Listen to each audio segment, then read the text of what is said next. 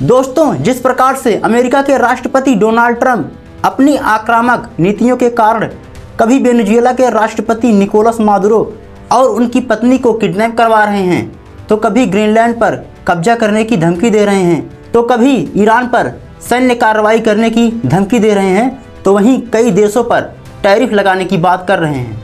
लेकिन अभी कुछ दिनों पहले अमेरिका के राष्ट्रपति डोनाल्ड ट्रंप ने ICE जैसी संस्था को एक बहुत ही बड़ा पावर दे दिया है और इस बात से अमेरिका के लोगों में गुस्सा डोनाल्ड ट्रंप के प्रति काफ़ी भड़का हुआ है।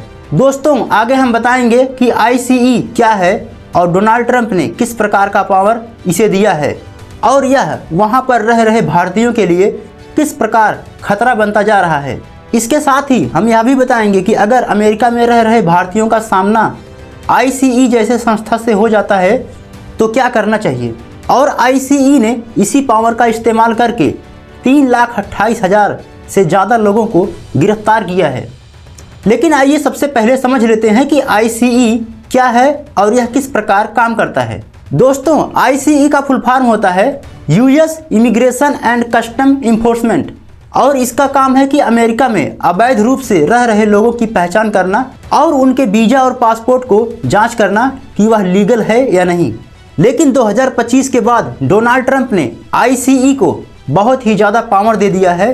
कहने का मतलब ये है कि अगर किसी पर भी शक होता है तो उसे गिरफ्तार किया जा सकता है, जिसके कारण अमेरिका में वैध तरीके से रह रहे लोगों को भी कई बार गिरफ्तार कर लिया गया है, जबकि वह यह भी कहते रहे कि मैं अमेरिकी नागरिक हूं। और इस केस में कई बार ICE ने बिना जांच पड़ताल किए अमेरिकी नागरिक को ही गोली मार दिया और जनवरी में अब तक 8 लोगों की मौत हो चुकी है।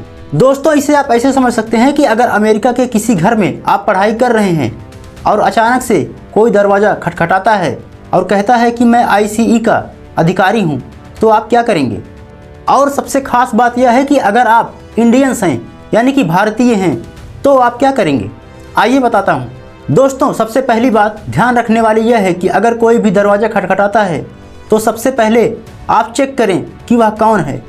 अगर वो कहता है कि मैं ICE का एजेंट हूं, तो सबसे पहले आपका कदम यह होना चाहिए कि आप उससे कहें कि मुझे अदालत से जो अरेस्ट वारंट जारी किया गया है वह कागज़ मुझे दिखाइए। और दूसरी बात, आप उससे कहें कि अमेरिका में रहने के लिए मुझे वैध वीज़ा और पासपोर्ट मेरे पास हैं और किसी भी हालत में झूठ ना बोलें, नहीं तो आप फंस सकते हैं।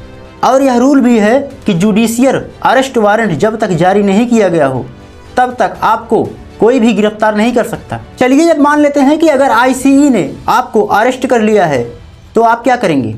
दोस्तों, सबसे पहला काम आपका यह होना चाहिए कि आप सबसे पहले अपनी ID और पासपोर्ट दिखाएं। दूसरा, किसी भी दबाव में आकर कोई भी बयान ज़बरदस्ती ना दें और किसी कागज़ पर बिना पढ़े साइन ना करें और अपने लिए एक अच्छा लॉयर यानी कि वकील आप रखने की मांग करें।